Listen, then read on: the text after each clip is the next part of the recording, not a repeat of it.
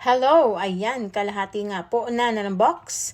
Ang ating third box. Kaya dagdagan po natin yan tonight ng ibang grocery. Ayan, kita naman po nyo may cereals, crackers, chips, cookies. Yan, dagdagan po natin yan para matikman naman po ninyo ang mga pagkain dito sa Australia. May Nutella, of course, that's pretty normal. Nabibili rin po natin yan sa Pilipinas. May strawberry jam, Nivea, yan, gamit sa bahay. Konti lang po yan gamit sa bahay, pero pangdagdag na rin. Ayan, si popcorn. Tikman po natin si popcorn. May sabon.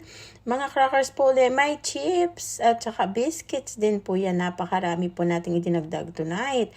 So, kulang na lang po ng konti na lang. Konting-konti na lang. Para po maitama natin ang bagahe para sa ating receiver ng third box ni Bagaheng Australia. Ayan. So, paano makuha yan? At ang mga susunod pa na box, alam nyo naman po kung anong gagawin. I-follow po at i-share si Bagaheng Australia. Salamat!